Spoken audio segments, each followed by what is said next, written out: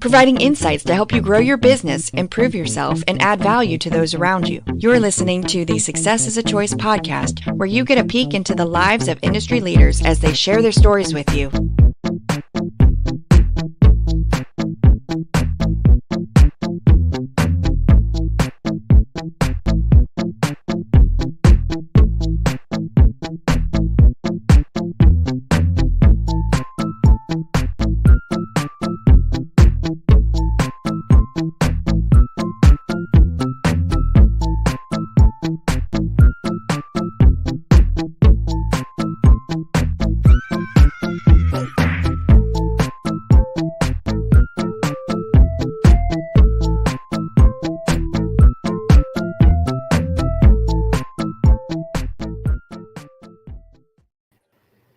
Hey, welcome to the Success is a Choice Podcasting Network. I'm your host, Jamie Beckler. And before we get into our great guest today, I just want to remind you that today's episode is made possible by freeleadershipworkshop.com. Freeleadershipworkshop.com. Get yourself some professional development if you're a coach, leader, educator, all for free every week. Freeleadershipworkshop.com.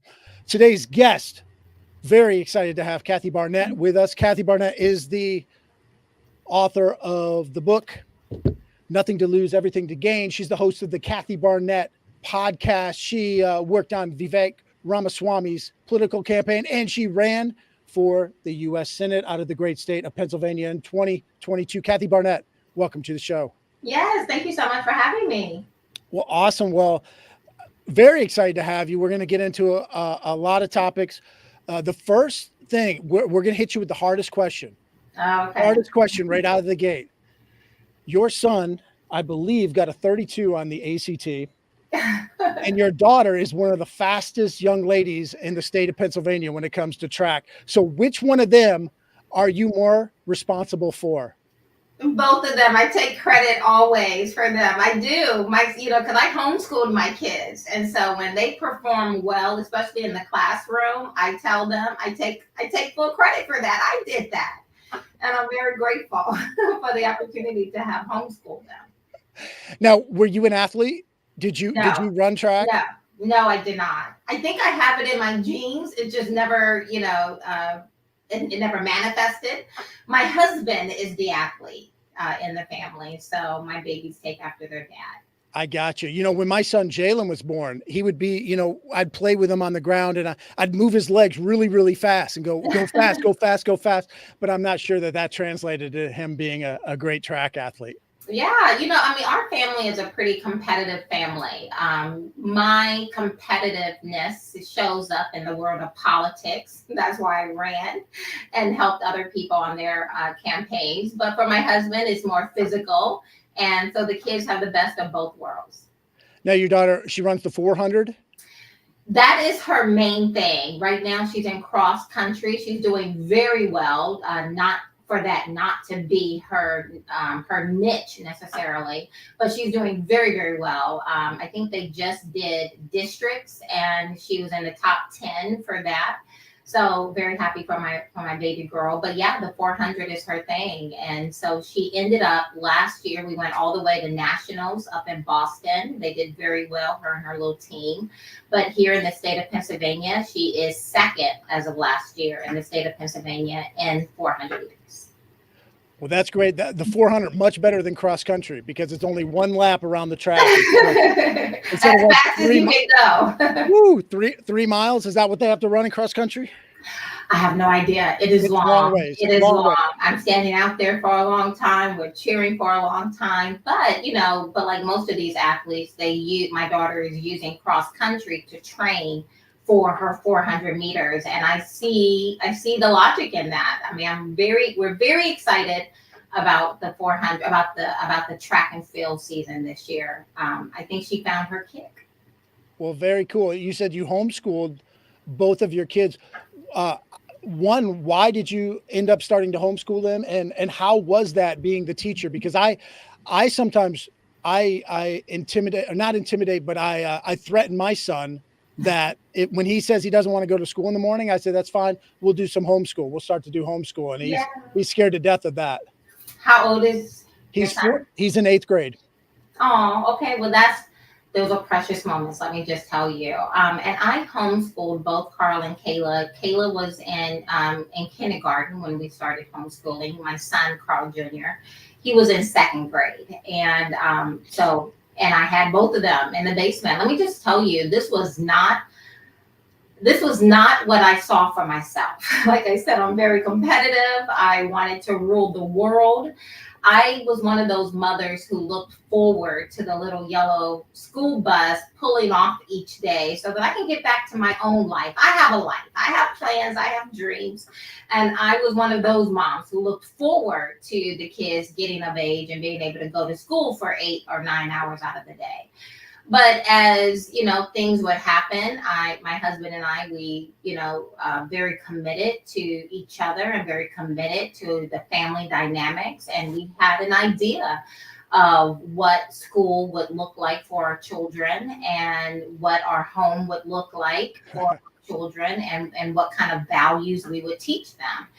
And it just so happens my daughter started kindergarten, and as most of us are attuned to, they come home with this really thick package of paperwork. And I just so happened to be thumbing through all of that, and I came across my 5-year-old in kindergarten had a guidance counselor. And I'm thinking to myself, why does my daughter have a guidance counselor? Like, I remember having a guidance counselor in high school, when they ask you questions like, do you want to take the ACT or the SAT? Which college do you want to go to? Things like that.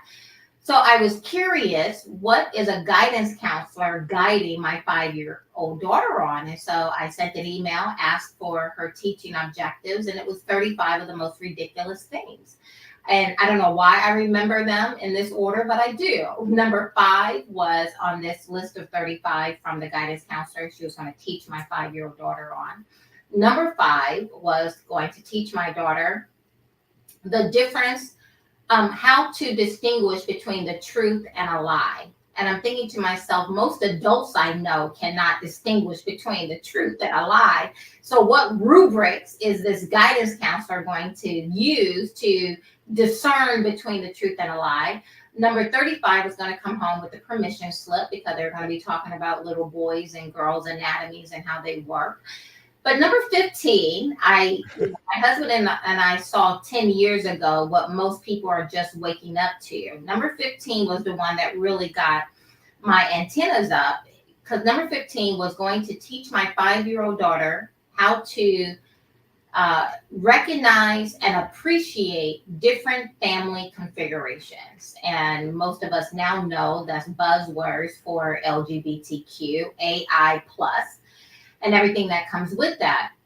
At the time, 10 years ago, I walked into my daughter's guidance counselor's office and I said, show me what you're going to take into my 5-year-old daughter's classroom to teach her how to recognize and appreciate different family configurations. And she provided me with beautifully illustrated books about Sally with her 2 dads and Billy going to his father's house, and his father's boyfriend Henry was there.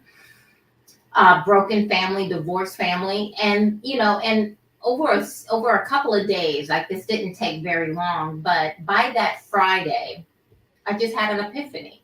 Either I am going to spend all of my time and energy at this school board trying to get people to see the dangers of bringing in different ideologies, and really just the reality that we send our kids to school for reading, writing, arithmetic, throwing some social studies, some PE, and then send our kids back home to us, and we will determine what their moral aptitude is going to be, not the state. I could spend my time trying to force these adults to realize that, or I could just take my babies out of the school, out of the public school system, and we could teach them ourselves. And so we decided, my husband and I decided on the latter. I'm so grateful that my husband saw what I saw and was attuned to the culture even 10 years ago, when we were certainly looking like, a sore thumb because I was telling people what is about to happen. Now, fast forward 10 years later, and some of these same people are having daughters who believe there's something other than a female, daughters who are, removed, having their breasts removed, uteruses removed. But I'm so grateful that my husband and I were paying attention to what's going on, not only in our home, but in the culture. And we spared our children from that. And so what made you decide to then, because they're both back in public school, correct? Yeah. So what was the decision process like for that? I was very clear with myself and with my family that the goal of us homeschooling is not because I want to put our children into a little bubble, into a little cocoon. In fact, I was always, 4 of those years, we were constantly at Fox News up in Manhattan, where I was a commentator. And so my babies were right there with me. So they were very exposed, very much a part of the world around them. But the goal was never to hide them or to put them into a bubble. And so every year I would make the decision, sitting down with my husband and the family, on if we were going to do this again for another year. And it just so happens when my son was going into the 9th grade, I decided to run for public office. And you cannot run for public office and homeschool at the exact same time. And it was just good. And so my babies, my daughter was in 6th grade, my son in 9th grade, and they went into this public school system having a very firm foundation of who they are. No one can come and tell my children who they are. My children understand that truth exists, and they have a pretty good meter of what is true and what is false. No one is going to come and tell them something different apart from our values. I knew that when we released them into the public school system, that my children have a very good moral compass. They know the difference between right and wrong. And not only do they know it, but they're willing to stand up and defend it. And so I believe I had done my job from that perspective. And my babies went into the school system. They have been thriving ever since. I'm just very excited, very grateful to God that He was able to open up my eyes, open up my heart to such a concept as homeschooling. I didn't know anyone who homeschooled. It reminded, the thought of homeschooling was like watching Little House on the Prairie, like these weird people, but it wasn't. And I'm so grateful to God that He grabbed my attention and my heart. Those are some of the best years of my life. I would do it again. And I'm just very grateful. Well, when you talk about family, when you talk about, wanting to protect your family, wanting to raise them up in a certain way, family is kind of a special thing for you in terms of your upbringing, your childhood, your family structure wasn't quite the traditional way that one would think of family structure. Talk a little bit about your upbringing, because it's pretty unique. Yeah, and that was very much a part of my thinking and choosing the man I would marry and choosing the career I would have. When I met my husband and when we got married, I was in the financial industry.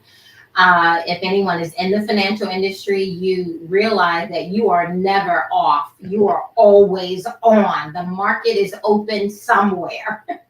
And although I love that industry, it wasn't the kind of life I wanted to give to my family. I was in the military. I spent 10 years in the military.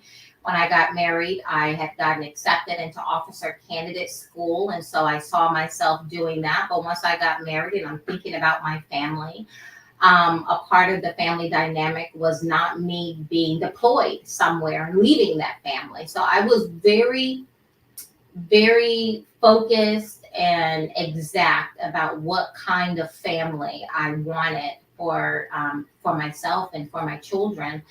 And so, yes, and a large part of that is because of how I grew up. Now, I grew up in a very loving environment, but, as I grew up, I became aware that I am the byproduct of a rape. My mother was 11 years old when I was conceived. My father was 21. And, that's a very hard kind of understanding to come into the acknowledgement of, and yet that's what it was. I do not glorify how I was conceived, but I'm very grateful that I'm here. And from me has come an amazing family, beautiful and intelligent and enthusiastic children, and a wonderful marriage. And I believe that the world is better because I'm here. So I'm very grateful, very pro-life as a result of that, and very, very definitive about what kind of family I wanted for myself. Well, we hear a lot of stories or people talking about, abortion, about pro-life, pro-choice, that kind of stuff. It's unusual when we hear stories like yourself of being a product of not a good situation, but that good can come out of it. You came out of it, and your children wouldn't be here if you weren't here. Well, that's how science works, right?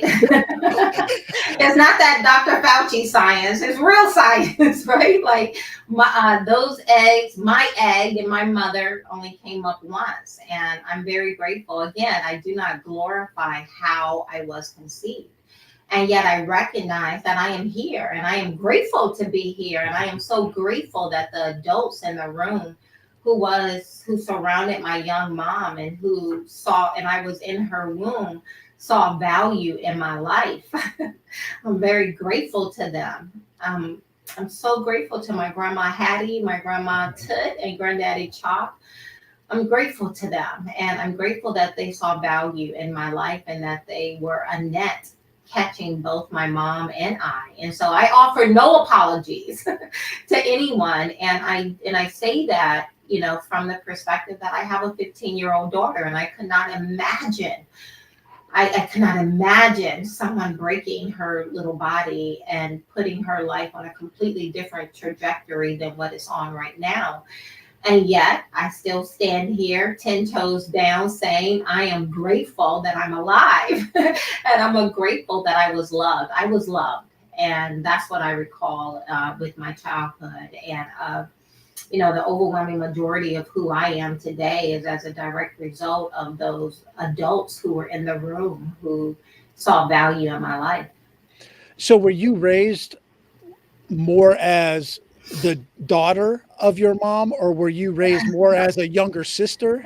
How was that dynamic? Since many years of difference. Yeah, I'm so glad you asked that question. No one ever has ever asked me that question.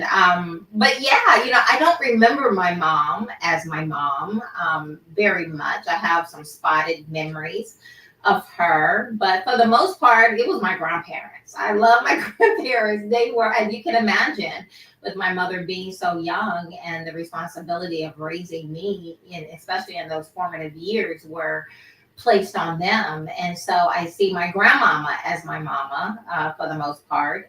Although I remember acknowledging that, okay, she's my mother, but it was grandmama, right? I slept with my grandmother. I was always up under my grandmother. I was her first grandchild, and she doted on me, and I was loved. And so that's what I recall. But I do remember as in 7th grade, we grew up in a very rural part of Southern Alabama. I grew up in a one-stop sign town, grew up on a pig farm in a home with no installation, no running water, outhouse in the back, well on the side. I mean, we were poor. We were so poor we couldn't afford the other O. We were just O.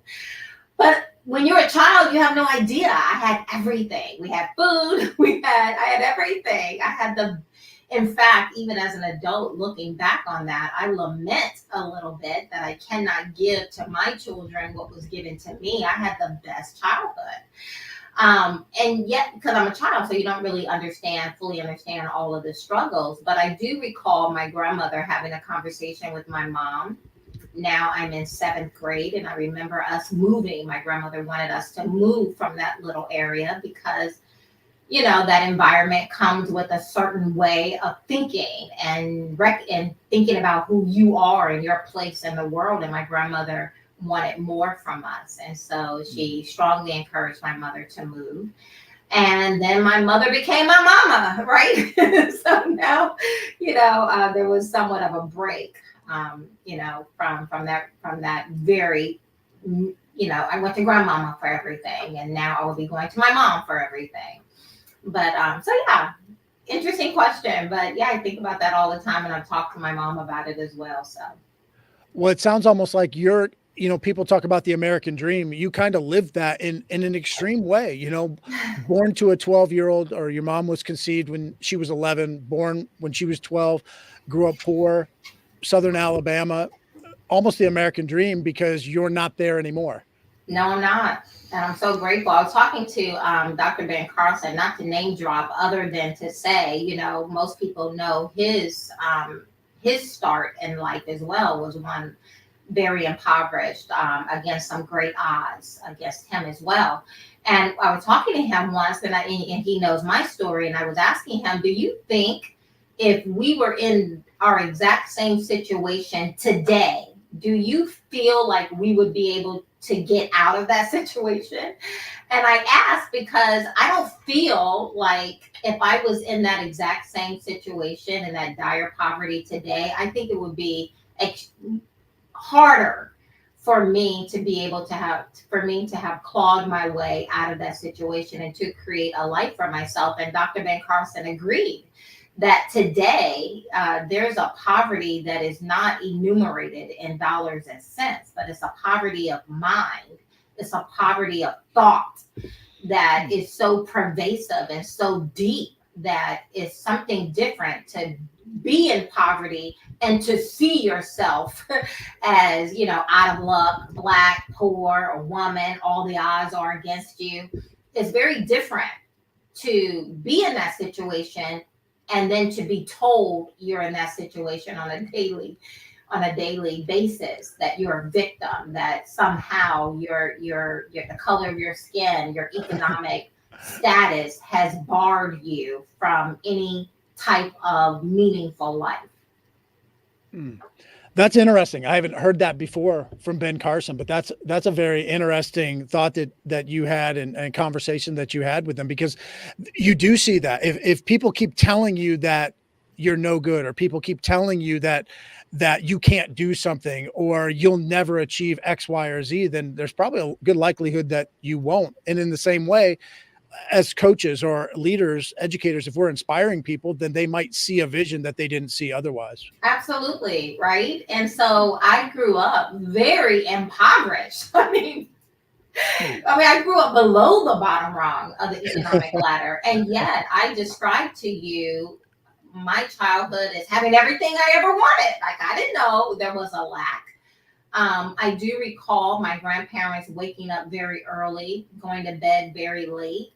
I do recall my grandmother asking me to help her in our garden. I thought she just wanted to spend quality time with me. I later realized that was a part of our survival. If we wanted beans or peas or potatoes, we had to go grow it. I remember my grandfather, like I said, I grew up on a pig farm, slaughtering a hog and wrapping it up in all that white paper. And I sat in the front of the cab with him as we went from house to house, sharing a portion of our wealth with our neighbors. I remember waking up and seeing someone drop off a bunch of collard greens as they went on up the street. That's the environment in which I grew up in. And it wasn't one of, Kathy, you're Black, you're poor, you're a woman, you're conceived and raped, don't have a father. I wasn't told that. And I wasn't told that by the media, by the school system, by my white friends. I wasn't told that. I did not know that I should walk into a room, and if I don't see anyone who looks like me, then somehow I'm a victim and people are out to get me. I didn't grow up that way. I grew up feeling like I could make a life for myself, that I could, do something positive with my life. Education was that path for me, waiting to get married before I had children. It's not rocket science what you do to build a different life for yourself, but it does take discipline. It does take sacrifice. It does take believing the better of yourself and demanding more for yourself. Well, you ran for Senate, and you brought some name recognition. You were successful in corporate America. You got a great story. You've written a book, but still your what you brought to the table financially wasn't quite where your opponents were at. And talk us through a little bit kind of behind the scenes of a Senate campaign. And when I think of grassroots campaign, or we hear this all the time, grassroots campaign, you were kind of living a grassroots campaign, even though you weren't a nobody from a political standpoint. You just didn't have big business behind you or all that, the money behind you. So talk us through what a grassroots campaign looks like and how do you go about doing that? Yeah, listen, money is important in the world of politics. Money is important in the world in most industries. I can't think of one where money doesn't help you considerably. But what we found is that in that race, I spent at the time, the last time I looked at my financials when it was all over, I spent $1.6 million in that race. My two opponents, I mean, there was a long list of opponents, but I was in a statistical tie for first place. And so there were three of us. I was in a three-way statistical tie for first place. I spent $1.6 million in that race, and the other two gentlemen spent $60 million combined in that race.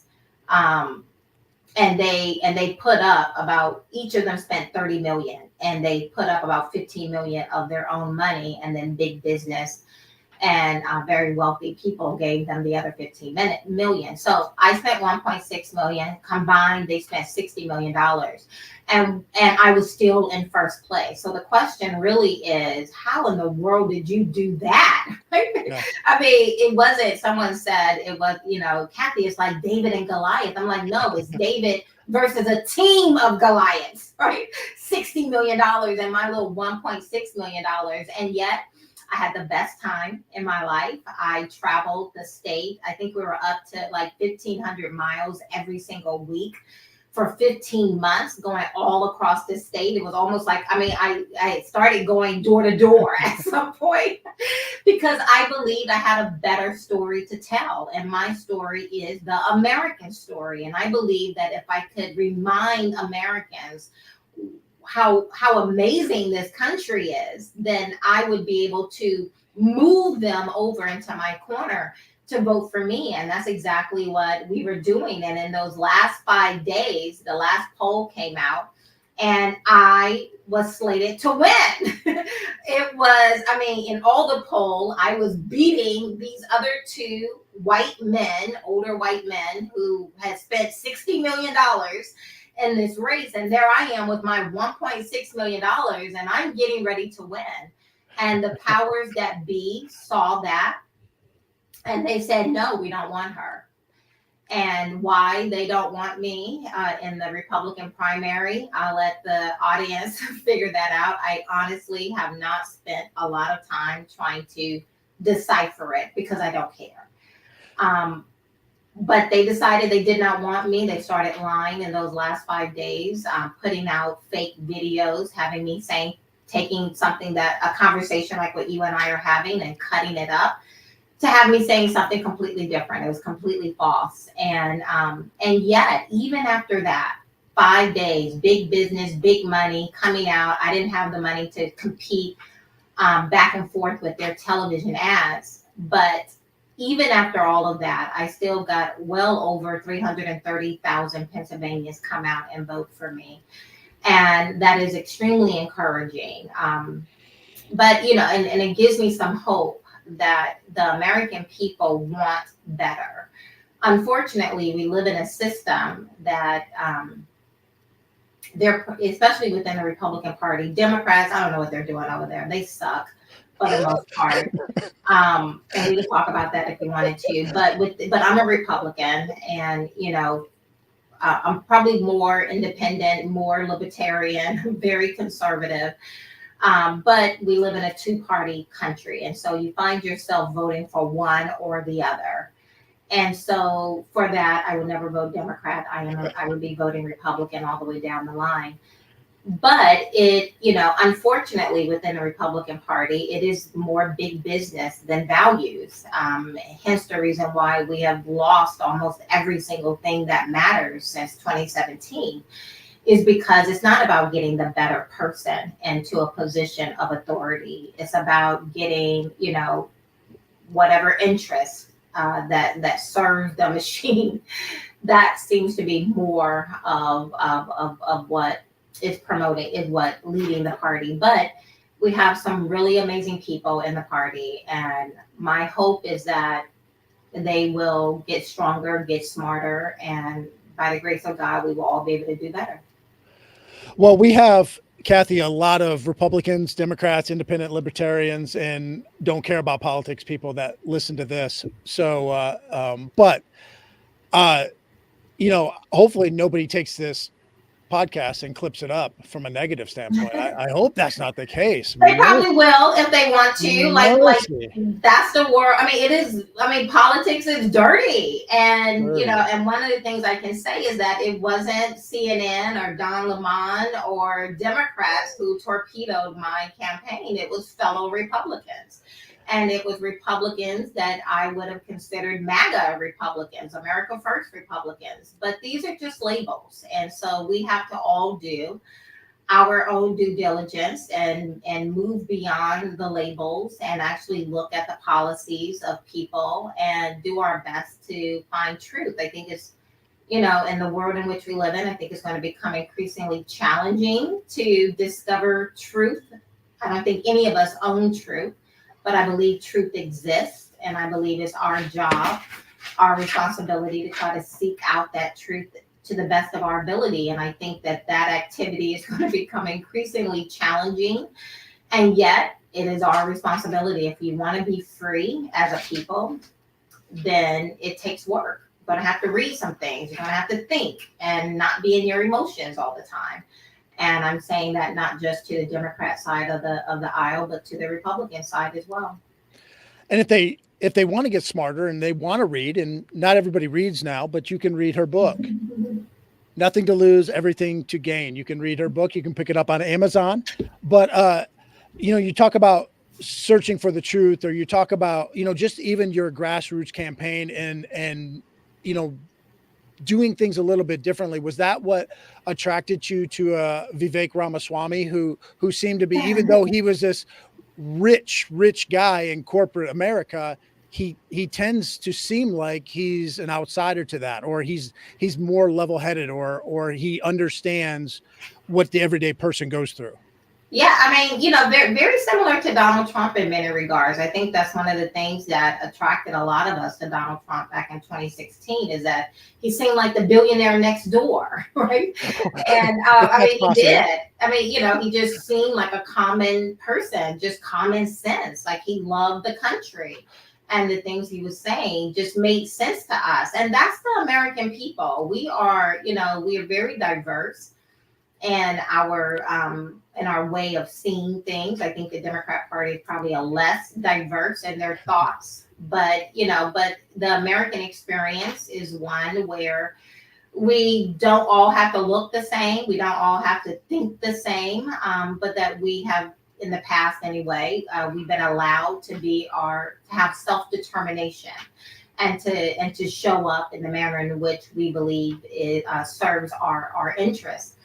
And I think that is what attracted us to Donald Trump in 2016. I believe that is what has attracted so many people to Vivek.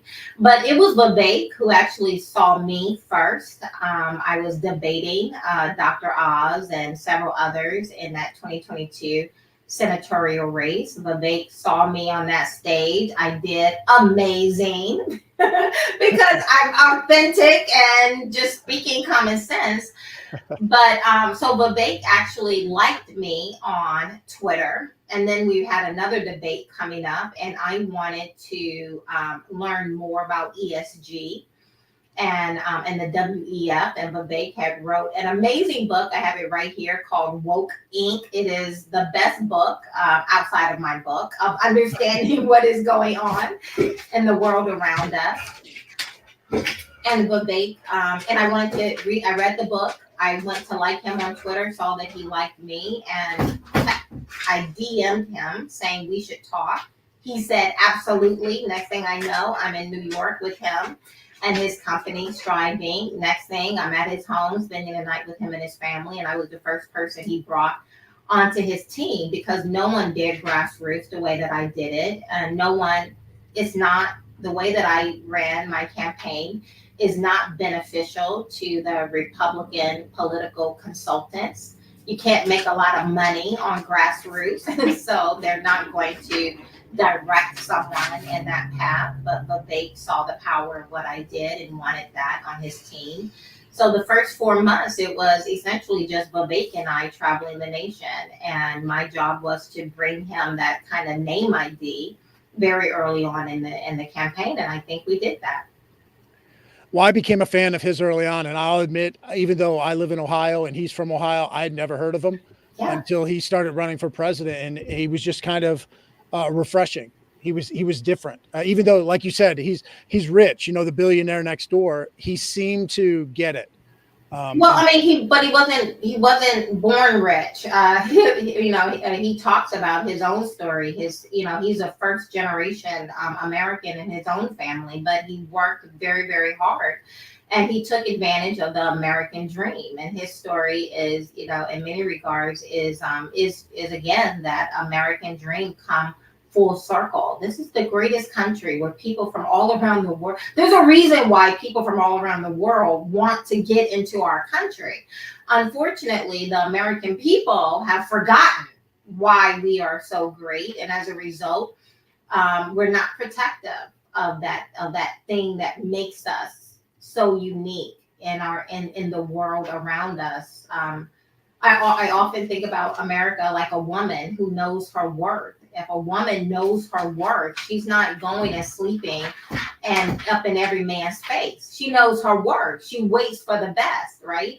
But we as Americans, when you look at our culture around us, many of us have, we don't believe we are a woman of worth, that we are a country that should be prized and protected.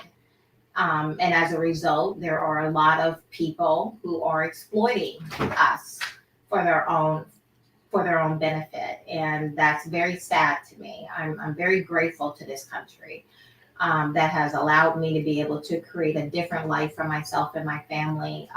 So much so that I was willing to, if called to serve our country in the military, to lay my life down for this nation, but not for this.